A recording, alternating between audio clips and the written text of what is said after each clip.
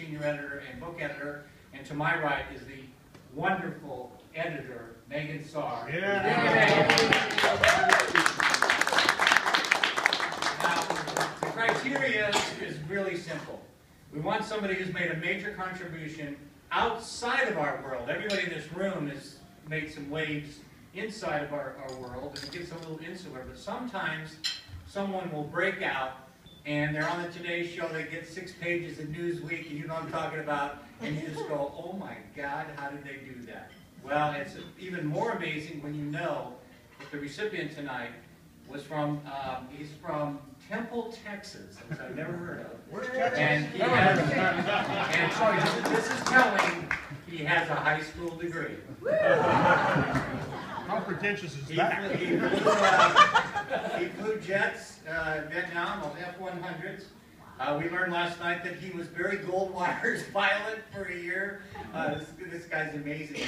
Then he decided that he wanted to have an art gallery. So he goes to Santa Fe, opens up the art gallery, and he hobnobbed with Jackie Onassis, Bella Abzug, Gloria Steinem, and one pretty woman that rode in a 57 T-Bird in a classic movie called American Graffiti, Suzanne Summers. And to show you how tight our recipient tonight is with Suzanne Summers, last weekend he had his nephew, Shiloh, rent a plane in Santa Fe and fly to a party, a personal party at Suzanne Summers' house in Palm Springs. And after they were taken up to the house, in this big compound on the side of a mountain, who should open the door but George Hamilton? And Barry Manilow's in the hall, and they both want to know. This is surreal. They both want to know where the treasure is. Is there anyone in here who does not know that in 1988, our recipient got cancer, thought he was going to die, and he just came up with a scheme to take a treasure of gold coins and all sorts of jewelry and stuff, and about $1 million worth, put it in a bronze packet, and take it out into the wilderness, hide it, and then go and die. Well, half of that didn't happen. So then he published a book with a poem in it, and The Thrill of the Chase. And the poem helps tell you where this $1 million treasure is.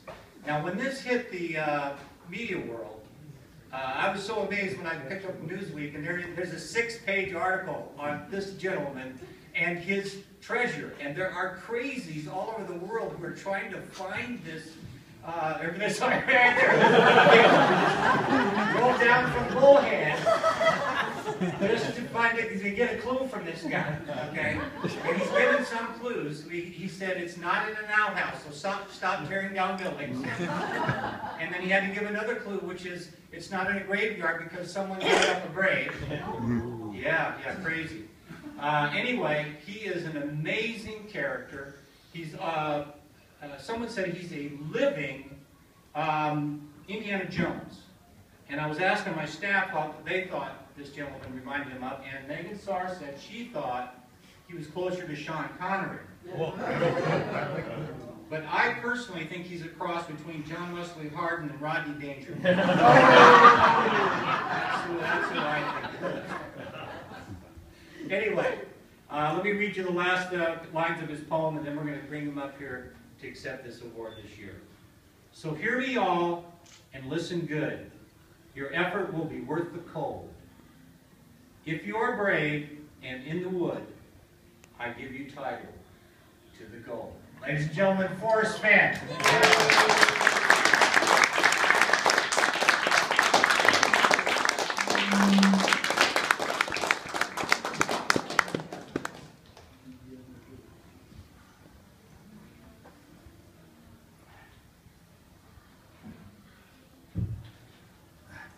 Thank you, Bob. Of all the introductions I've had, Bob, that's certainly the latest. Rodney Dangerfield. I want to thank True West Magazine. God, I love this thing. Yeah. It's bigger than an Oscar. But it's bigger than Nice. your arm. Put your glasses back on. Thank you, Bob. I want to thank True West Magazine and Bob Bowlesville. Bob Bowlesville, I love that name. It reminds me of something I used to get at Haagen-Dazs. Well, folks, we're moving fast in this country.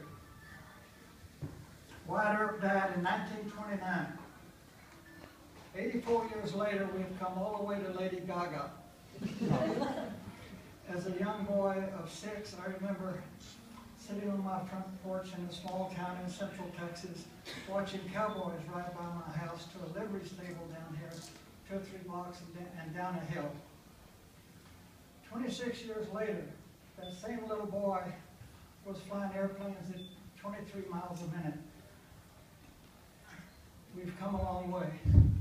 And I remember my grandmother used to tell me when she was a little girl, with her nose pressed against the window, as she watched Comanches and Kiowas run through her barnyard in Fort Worth trying to catch chickens. And her father would guard the door. Not to keep the Indians out, but to keep my grandmother in. Because she didn't like the idea of the Indians getting her chickens. I tell you these things as a reminder that we need magazines like True West, and we need men like Bob Bowlesville, because they remind us of the way things used to be, the way we were, when times were roomier and words were country spoken. I'm fortunate to have lived way on the edge of some of those times. And I just want to thank Bob, and I really appreciate this. I love this thing. It's bigger than an Oscar. Thank you, Bob. We're going to hear English spoken like that.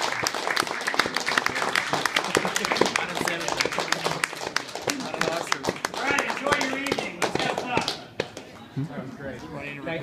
Thank you for dragging. Thank you for dragging us in. Seriously, that was great, man. That was fantastic.